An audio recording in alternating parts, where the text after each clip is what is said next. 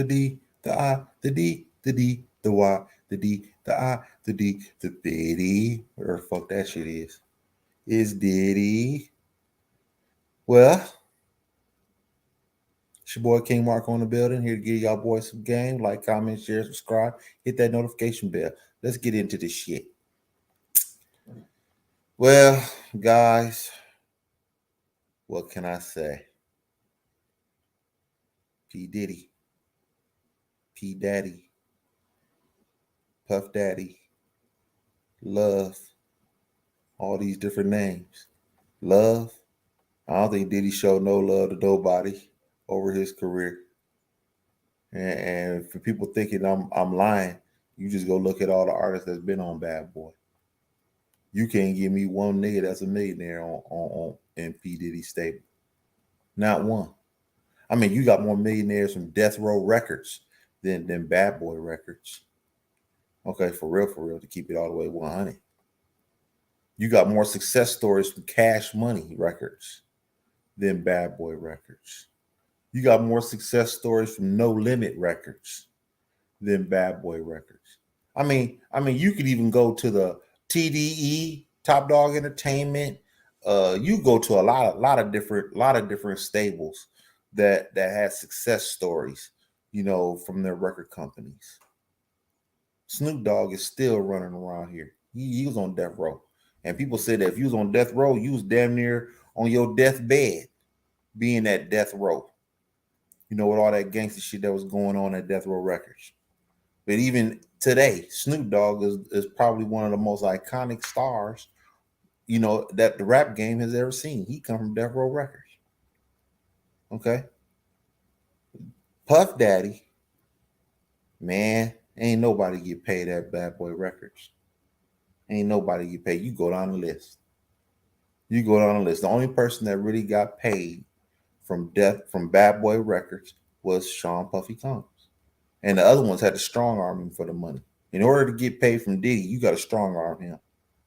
Mace had to do it. Biggie had to do it. The Locks had to do it. Okay? Them the only ones that really, really got paid from Puff Daddy. Notorious B.I.G. Well, not really, because he didn't have that much money either when he died. Okay? So I'm going to exclude Notorious B.I.G. Okay? Only people that really got paid from Bad Boy Records for real was Mace. The Locks had to leave Bad Boy Records to resume their career. Okay, you go look at it. Puff Daddy ain't paid nobody but himself. And if you really pay close attention to all of the artists that have been on Bad Boy, man, a lot of the people that went through some sort of mental abuse. They went through some sort of, you got G-Dep. He in jail for 25 years now. That ain't Puffy's fault. But at the end of the day, it might have been Puffy's fault. He might have been so broke that he said, shit, I might as well go ahead and turn myself in and see if I can turn my life around. Maybe I need to confess my sins. I'm so broke. I need to go confess my sins, and maybe things will turn around for me. And he ended up in jail for 25 years. Okay, Loon, he was in jail for damn near 10 years. He come out a Muslim. Mace leaves the game completely. Okay, becomes a preacher. Now we got Freddy P, and he damn near been contemplating suicide 3 times this year. Okay, that's crazy. We only in March, and he's already contemplated suicide 3 times? Man. What the hell is going on at Bad Boy? Puffy done left people high and dry. Once Puffy use you up, he spit you out. I don't know who worse, him or Don King. I'm gonna say Puff Daddy worse than Don King, because at least with Don King, some of them boxers, a lot of them boxers saw some money at one point in their career with Don King. Might not have saw everything they were supposed to get, but hell, at least one time he gave them a big payday. With Bad Boy Records, there ain't no payday. You ain't getting no payday at Bad Boy Records. Okay, you saw it on Making the Band. Okay, Babs Bunny sat there and said, even though she said it wasn't no nightmare, Freddie P said it was a nightmare being with Puff Daddy. She said it wasn't a nightmare, but she did have some nightmares. She said her dreams came true, but she also had a couple nightmares to go along with it. Okay. And she really didn't come out saying that Freddie P was all the way wrong. She said herself that the contracts were shitty. Now, mind you, if you really go back to the making the band, they had that shit documented where everybody signed on the dotted line. Everybody signed their contract on the dotted line except for Sarah Stokes. She was the only holdout. And nobody was trying, everybody was trying to get their little money. They all sold their soul when they signed that contract. Okay, which Diddy was kind of wrong because personally, every last one of those people should have representation of their own. But I'm sure Puff Daddy, he hired the lawyer. And so he ended up being, and he was the manager too. So he ended up negotiating against himself with making the band. That's what he did. He negotiated with himself with this situation. Okay. And they ended up getting nothing. And he wasn't lying when he said all he made was $200,000 doing making the band. He ain't lying about that. That's true. Okay. Okay. Puffy always made sure that he got the lion's share of the money, and he does less of the work. To be honest with you, Puffy don't write no raps. He don't produce no beats. He don't do nothing. Only thing he does is just, he just makes it look good. But as far as the overall work of music itself, Puffy does nothing. Okay? He does nothing. He brings absolutely nothing to the table. He might tell you to put something here, or he might be a good arranger of how it's supposed to come out. But overall, as far as making the beat itself and writing the rap itself, Puffy does absolutely nothing. That's fact. But when it comes time to getting paid, his name is wrapped all on the credits. Okay, you go look at it. There's plenty of times I done sat there and looked at credits of songs that's been written, and I saw Justin Combs publishing on it.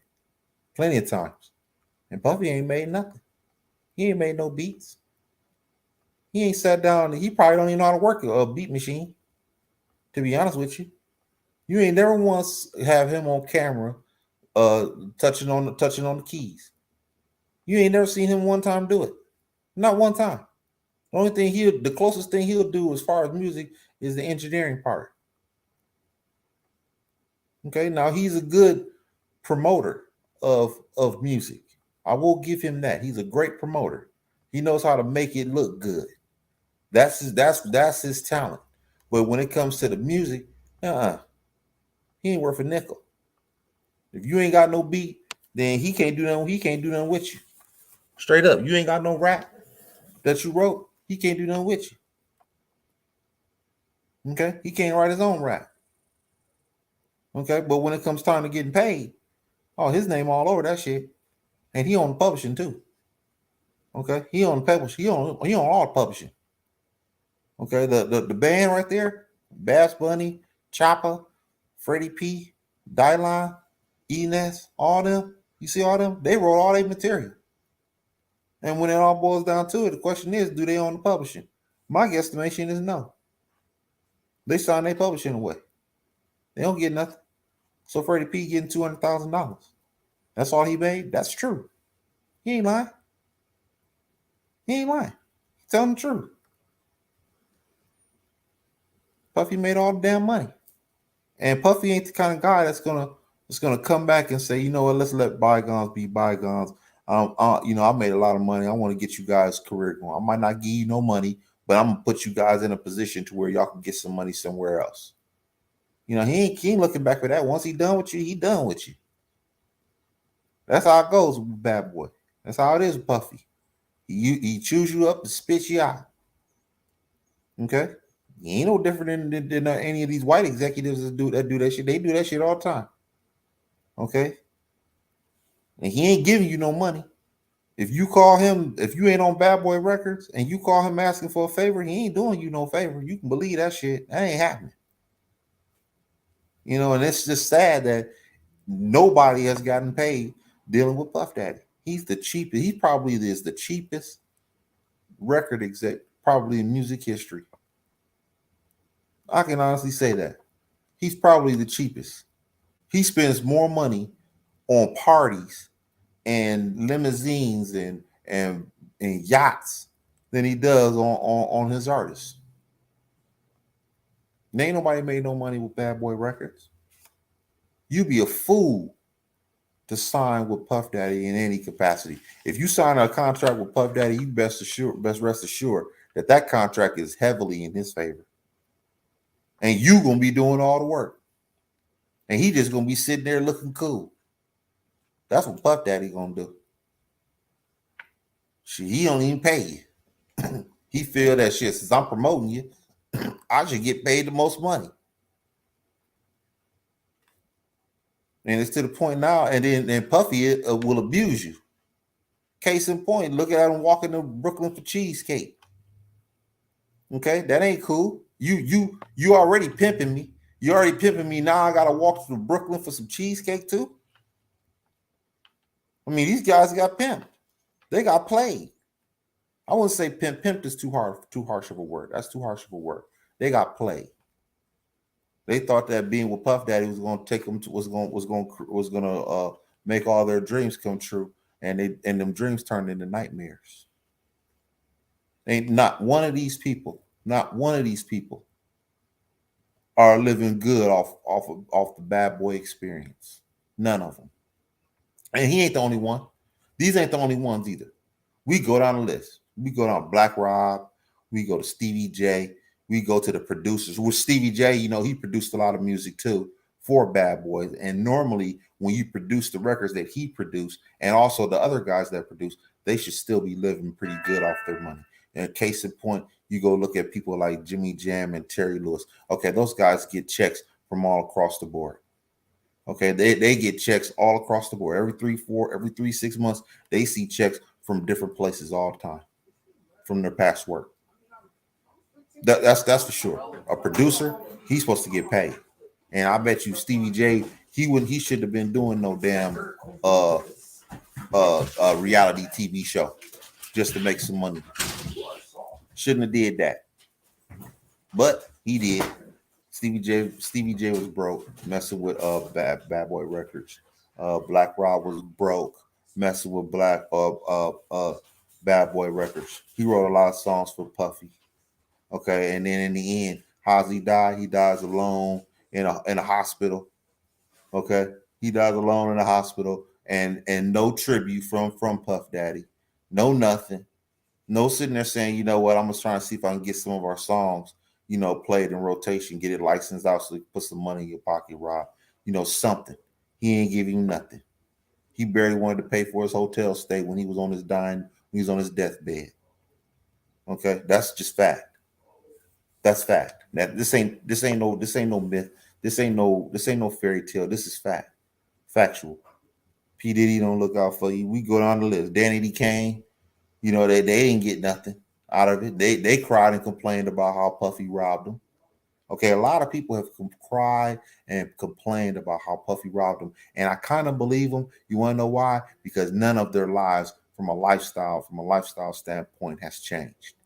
Okay, they lived a glamorous life on camera, and then when the cameras is off and they get off that stage, they go back to being regular. They live a regular lifestyle because that's the only lifestyle they can afford. Okay, you can't bring me one person that sat there and made a whole bunch of money dealing with Bad Boy Records. Not one. You go down the list. Like I said, you see more people make more money with Death Row than Bad Boy. And Suge Knight is supposed to be the gangster. He's supposed to be the guy that'll rob you blind. But Suge Knight has paid out more money to his artists than Puff Daddy. It ain't even close. Master P, same thing. Birdman, same thing. I mean, Jay Prince, who's never really been a mainstream artist, he's paid more money out to his artists than Puff Daddy. It ain't even close. Okay, it's really not. Rockefeller Records, they paid out more money to their artists. Everybody done paid out more money to their artists. Wu-Tang done paid out more money to their artists. Loud Records done paid out more money to their artists. Man, you go down the list. Bad Boy artists were probably some of the lowest paid artists of all the record companies that was in the game in the 90s and 2000s. I'm willing to bet that. Nobody made no money. The Locks only put out one album. Think about it. They put out one album before they did the Let the Locks campaign go. Let the Locks Go campaign. Okay. They put out one album. After one album, they realized that being on Bad Boy Records is not the place for me. Normally that happens after about the fourth, fifth record. Normally. People don't normally want to leave a record company after their first album. They normally want to leave after their fourth or fifth. You know, look at case in point, look at Lil Wayne. Lil Wayne, shit, took him 20 years to leave Cash Money. 20 years. And they said Birdman was the thief. But it took him 20 years to leave Cash Money. You think Birdman was pimping Wayne for 20 years and not giving him nothing? I seriously doubt it. Seriously doubt it.